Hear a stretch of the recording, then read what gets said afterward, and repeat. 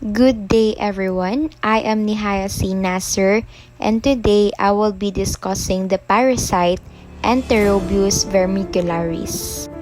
So, let us now start explore the world of Enterobius vermicularis parasite. History and distribution. Enterobius vermicularis, formerly called Oxyuris vermicularis, has been known from ancient times. The name Enterobius vermicularis means a tiny worm living in the intestine. This came from the Greek word enteron means intestine, bios means life, and vermicularis, a small worm.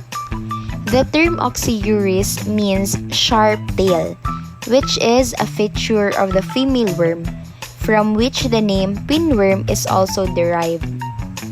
Leocart 1865 was the first person who described the complete life cycle of the parasite. This parasite occurs worldwide, with infections occurring most frequently in school or preschool children and in crowded conditions. This infection is most common in the United States and Western Europe. In the United States, a study by the CDC or Centers for Disease Control and Prevention reported incidence rate of 11.4 among all ages and 33% among children. Next, the habitat.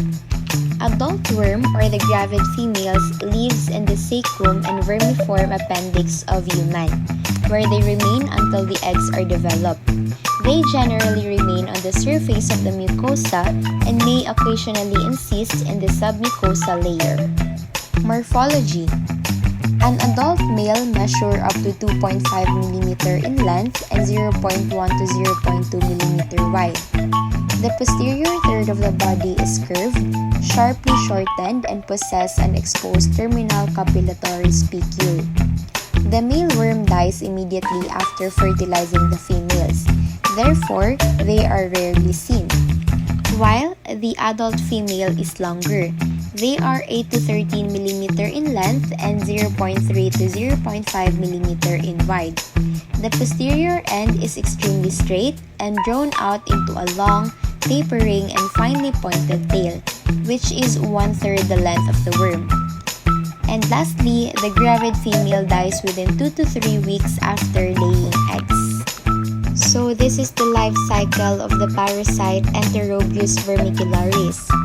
Firstly, female worms deposit eggs in a sticky, gelatinous substance that sticks to the skin around the anus. Then next, infection begins when the pinworm eggs are being swallowed. Eggs are often swallowed when people touch their mouth after they scratch the area around the anus or maybe naghandle of clothes or other objects such as bedspreads na naay itlog sa katon na parasite. Occasionally, handling contaminated objects causes a few eggs to become airborne. After being swallowed, the eggs travel to the small intestine in which daraa sila mangitlog and mag-release og larvae. Next, the larvae then move to the large intestine. There, the larvae mature within 2 to 6 weeks and the adult worms meet. Lastly, at night, the pregnant female worm moves to the rectum and exits through the anus to lay eggs. By the way, ang infection kay mag-occur via self-inoculation, meaning mag-transfer ang eggs to the mouth with hands na nag-scratch sa perianal area, or maybe through exposure to the eggs in the environment, like contaminated surfaces, clothes, and bed linens. Pathogenesis and clinical features. The patient history of pinworm infection, also called enterobiasis, includes itching or prickling pain in the anal area, which is usually at nighttime or in the early morning, and intense anal itching, restless sleep or difficulty sleeping, and rarely abdominal discomfort or loss of appetite. So, mao ni siya ang mga signs and symptoms na ma-feel sa patient who has enterobiasis or pinworm infection. So, for the immunity, Without treatment, infestation will continue as long as fresh eggs are being swallowed, unless a person develops immunity to pinworms, which is very unusual before the age of 15. Next, diagnosis. So this is how we detect the parasite. Firstly, we have cellophane tape test.